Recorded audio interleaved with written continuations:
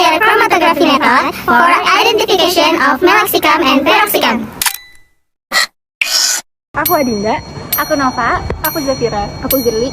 Aku Din. Kromatografi lapis tipis atau KLT sering digunakan sebagai metode untuk pemisahan senyawa-senyawa tertentu. Dari pemisahan tersebut, kita bisa mengidentifikasi senyawa apa saja yang terdapat dalam suatu zat atau analit. Pada penelitian yang kami acu, mereka menggunakan HPLC atau kromatografi lapis tipis kinerja tinggi.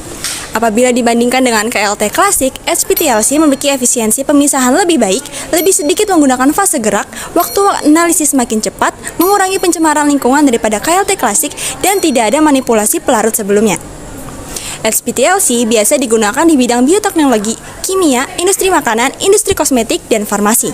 Pada jurnal acuan kami akan dilakukan pengembangan metode HPLC pada obat meloxicam dan piroxicam. Perlu diketahui, kedua obat tersebut termasuk obat antiinflamasi yang berguna untuk mengobati peradangan sendi, mengobati asam urat, dan nyeri kronis. Adanya penelitian ini untuk menguji apakah HPLC merupakan metode yang baik jika digunakan pada konsentrasi yang rendah dengan menggunakan sampel piroxicam dan meloxicam.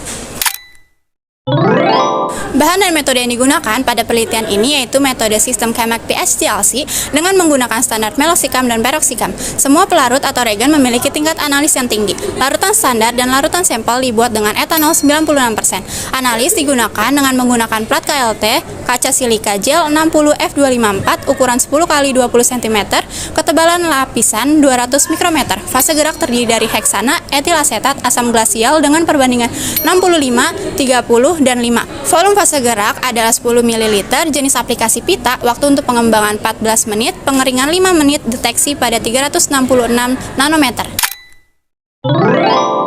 Berikut adalah hasil dokumentasi dari deteksi meloxicam dan piroxicam dengan 5 konsentrasi yang berbeda yang dilakukan dengan alat Chemac TLC Visualizer 2 di bawah sinar UV dengan panjang gelombang 366 nanometer.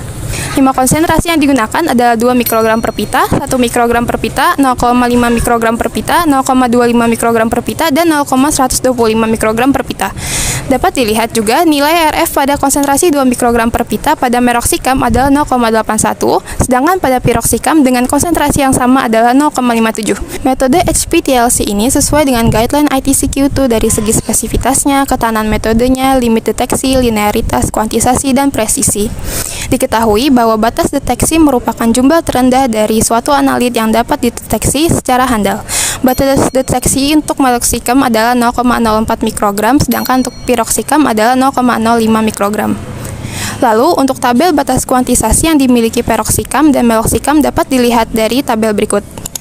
Dapat diambil contoh, pada meloxicam dengan konsentrasi 1 mikrogram per pita, persen pemulihan dan koefisien variansi adalah 99,73% dan 0,1%.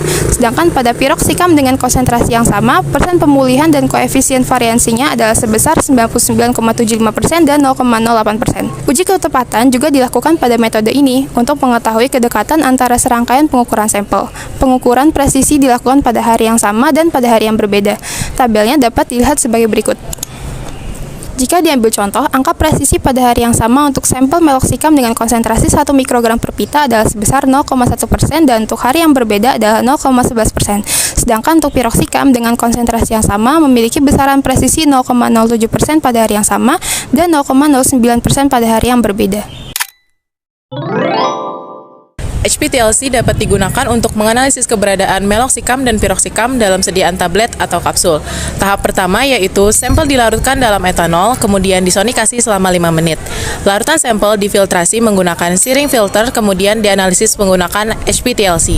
Hasil analisis ditunjukkan dalam densitogram representatif dari larutan standar dan 3 larutan sampel dari tablet atau kapsul dengan konsentrasi 0,5 mikrogram per pita. Densitogram pertama menunjukkan persentase meloxicam dalam sediaan tablet atau kapsul, yaitu 98,70% pada sampel pertama, 97,86% pada sampel kedua, dan 97,79% pada sampel ketiga. Densitogram kedua menunjukkan persentase piroxicam dalam sediaan tablet atau kapsul, yaitu 98,96% pada sampel pertama, 98,85% pada sampel kedua, dan 98,28% pada sampel ketiga. Berdasarkan kedua densitogram tersebut, puncak dari larutan sampel dengan puncak dari larutan standar memiliki kemiripan. Dari kemiripan tersebut, dapat disimpulkan bahwa HPTLC dapat digunakan untuk menganalisis meloxicam dan piroxicam pada sediaan tablet atau kapsul.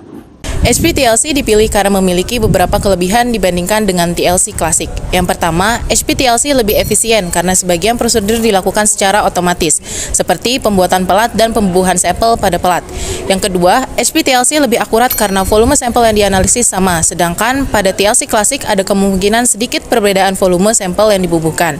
Yang ketiga, lebih aman karena sebagian besar prosedur dilakukan secara otomatis sehingga peneliti tidak terpapar pelarut yang menguap.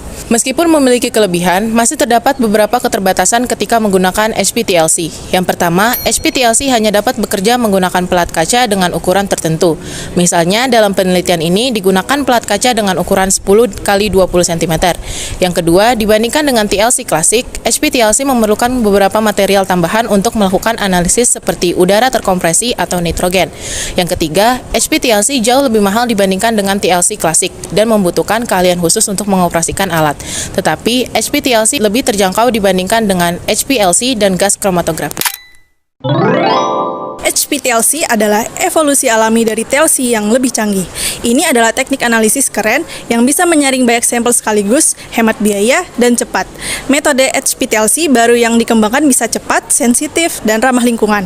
Ini bisa deteksi meloxicam dan piroxicam dalam jumlah kecil, 0,04 mikrogram untuk meloxicam dan 0,05 mikrogram untuk piroxicam. Praktis untuk penelitian atau kontrol kualitas rutin. Bunga mawar, bunga serasi, warnanya cerah, tiada duanya. Cukup sekian dan terima kasih. Semoga tidak ada yang bertanya.